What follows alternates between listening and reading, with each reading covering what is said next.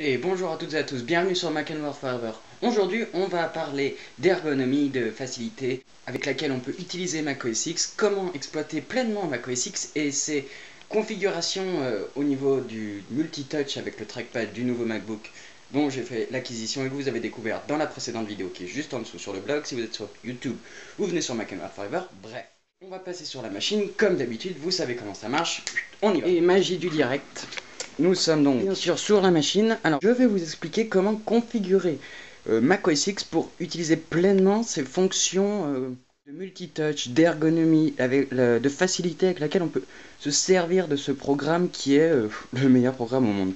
Pour le moment, il remplit tout à fait toutes les catégories, c'est-à-dire il est facile, ergonomique, pratique, simple, mais on peut faire des choses compliquées avec, et c'est ça qui est bien. Bref, cela étant dit, vous avez découvert la fonction de 4 doigts dans la vidéo donc précédente, où avec juste ce petit geste, on a accès en fait à toutes les applications ouvertes sur votre Mac, d'une simple pression du doigt, ce qui est d'une simplicité affolante et enfantine.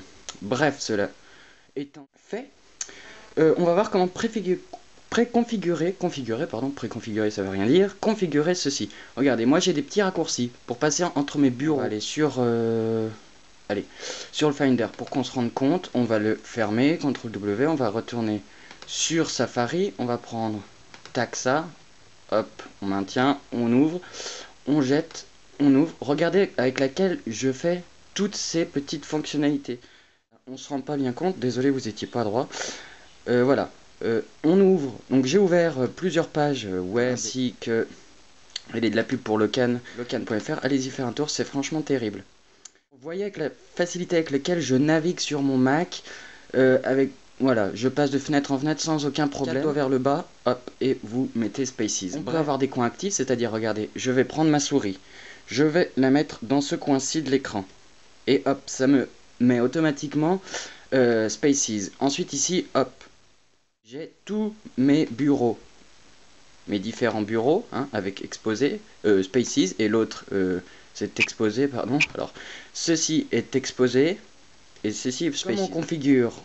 On va dans Préférences système, et on ouvre cette petite commande qui s'appelle donc, on va se rapprocher un petit peu, Exposé et Spaces. On ouvre donc ça, et là, tout un tas de possibilités s'offrent à nous, parmi lesquelles se trouve donc ce qui va nous intéresser, à savoir exposer pour le moment. On peut activer coin actif. Vous voyez, c'est marqué coin actif.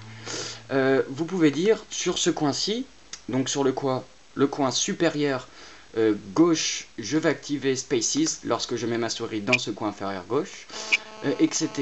Pareil pour en bas, c'est-à-dire qu'en bas, moi, ça active la dashboard. Comme ceci, vous voyez, je mets ma souris dans ce coin-ci et ça l'active. C'est-à-dire que même si vous avez un MacBook blanc, votre trackpad n'est pas multitouch, enfin, il y a la fonction à 2 doigts, mais c'est tout. C'est-à-dire qu'il y a moins de fonctionnalités que sur un MacBook unibody. Cela n'empêche que vous pouvez avoir quelque chose de vraiment excellent et graphiquement intéressant, agréable à utiliser, et ça vous fait gagner un temps considérable. C'est Spaces, les coins actifs pour ceux qui ne connaissent pas. Vous allez là et hop. Ensuite il y a Spaces, vous activez le nombre de bureaux que vous voulez. Ça, vous connaissez tous. Bref, on va retourner à ça et vous montrer une fonctionnalité, cette fois-ci uniquement pour les MacBook Unibody. Un truc qui est terrible, c'est quand vous êtes sur le net. Par exemple, on va aller sur donc celle-ci. Voilà. Et là, ici, en fait, j'ai déjà avancé d'une page. Regardez. Donc, imaginons, je clique, je veux voir cette photo qui m'intéresse sur Flickr, peu importe. Voilà, je regarde ma photo et je me dis, ah, faut que je revienne en arrière. Avant, souvenez-vous, et sur la majorité des ordinateurs aujourd'hui, il faut faire un petit clic ici, et on revient en arrière. Ce qui vous oblige à prendre votre trackpad, faire un petit geste, cliquer. Vous allez me dire, c'est peut-être rien, mais quand on travaille beaucoup sur Internet comme moi, par biais de son activité professionnelle ou autre, comme beaucoup d'entre vous peut-être, les jours on surfe tous sur le net, et bien ça peut être chiant, c'est des petites choses qui sont un peu chiantes. Et bien regardez, 3 doigts, on fait un plan large, et regardez, là j'avance, pour retourner en avant, un petit geste en arrière, je retourne en arrière. Ça se fait exactement pareil avec donc le Finder. Le Finder, j'ouvre le Finder, je vais dans mon bureau, oh il n'y a rien. Je reviens en arrière, fonctionnalité à 3 doigts, hop.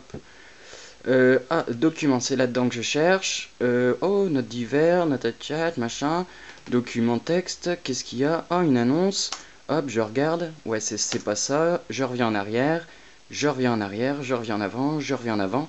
Voilà. C'est les fonctionnalités qui sont terribles et qui, comme je vous l'ai dit hier dans le billet de présentation du nouveau MacBook Unibody, excusez-moi, rotation, je vous expliquais que je redécouvrais le système macOS X et que ce MacBook était étudié pour utiliser pleinement toutes les fonctionnalités de macOS X et donner une nouvelle liberté de jeu et de praticité de jeu. Voilà, c'est ce que je voulais vous montrer. On y a vu rapidement. Maintenant, vous savez le faire. C'est à vous de jouer. Il ne me reste plus qu'à vous dire de surfer bien et de surfer juste. Donc surfez bien, surfez juste. À très vite sur Mac.